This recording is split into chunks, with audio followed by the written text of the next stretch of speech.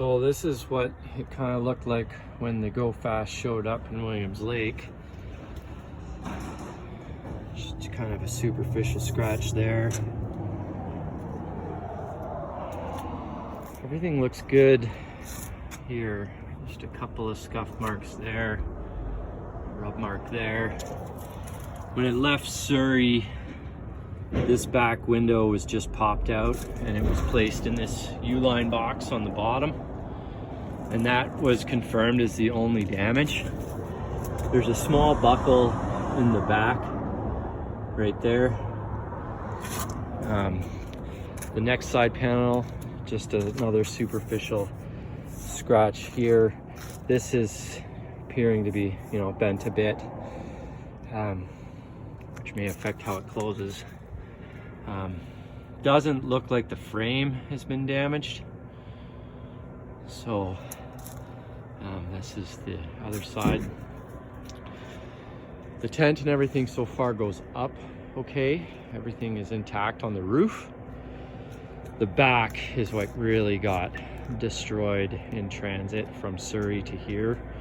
So you can see the back windows popped out and the whole back door is pretty destroyed.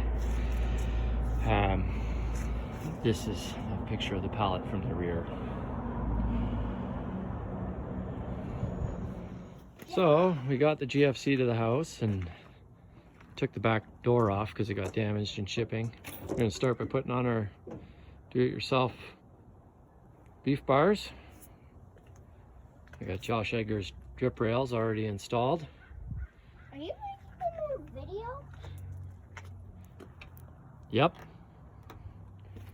And then we'll see what parts we need to make these work. You can see here with the do-it-yourself beef bars, I'd probably go with a washer and maybe some bigger, longer bolts.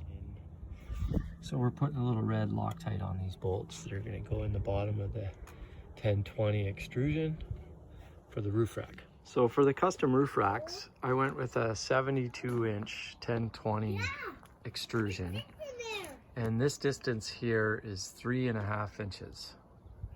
I've used 4 of their fasteners there, and then some G-Zilla fasteners here. Now I haven't finished this part yet because I'm going to go and see if I can't find some longer bolts here and a stainless steel washer to cover up these holes, because I wouldn't want to trust this holding down a canoe or 2 canoes on here. Hey Ben, would you trust 2 canoes on there? Yeah. Well, that's because he's 5. So we're gonna try to put the bulb seal on, and luckily I still kind of have like a line here you can see from where the old canopy was, so I'm hoping that this lines up. What do you think, Ben? You think it'll line up? Yeah. Good. So we got the GFC on there. I think I got the bulb seal pretty decent, but we got this weirdo thing going on with the bracket here.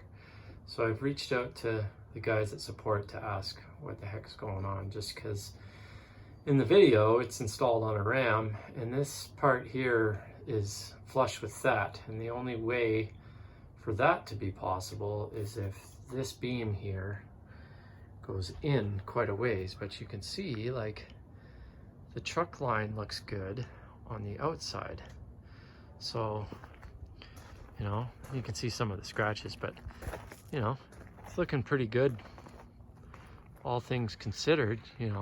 It's definitely huckable. I mean, if it can be thrown around in the back of a long haul truck when it's not strapped down or anything like that, it fared pretty well. I mean, I'm guessing the back door damage was actually from a forklift. And, I was worried when I took delivery of this thing that I was going to get a Friday delivery, and I definitely did. I definitely got a Friday delivery. I think I got a Friday pickup too from GFC, which I'm a bit bummed about, but that's the gamble, right? That's the gamble. So yeah, this side's the same too. You can see here, like, for some reason, this bracket, everything seems to be in line here. I'm going to check some other photos. I have some other guys that have a ram, but they say this is supposed to be 2 mil. And if we get up And we look in here at this one. This one's not even 2 mil. Like this one I should probably, pull over a bit to make it fit a little bit better. But so I got my custom brackets on there with some zinc nuts for now. I'll have to order up some stainless ones, but one thing I noticed, if you're gonna do this, these 10-20 brackets, like they don't line up exactly with this extrusion, so it's pretty easy to cross thread these. I've probably cross threaded a couple of them, but they seem to be holding anyways. But yeah, I see the value. You don't gotta dink around if you just spend the $200 per bracket or get the Yakima bars. But this is definitely cheaper, $200 for 3 bars if the other bar finally shows up. But yeah, so next I'm gonna start taking on putting the ladder on.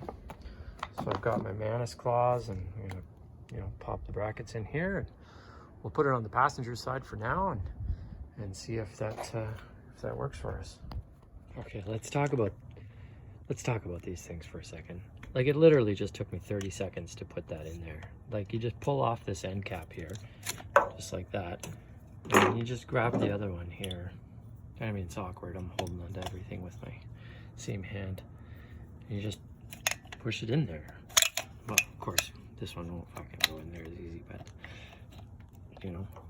that's the idea anyways. This one happened pretty quick, and then you just push it down, turn it. It's pretty slick, really, the whole thing.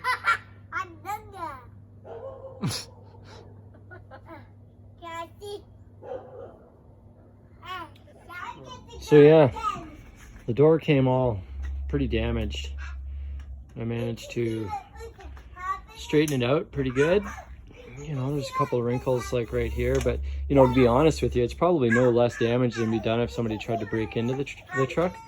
So I'll straighten this out. Unfortunately, the glass place is closed tomorrow, but yeah, because I don't think I have the skills to put this window back in, and my friend and I tried to take it out, and it's kind of tricky to take it out. But the good thing is that we'll be able to put the door back on and maybe block that off for now until we get the window fixed, and probably get a sticker made that'll say "Go Smash Campers." Yeah, that's what you get.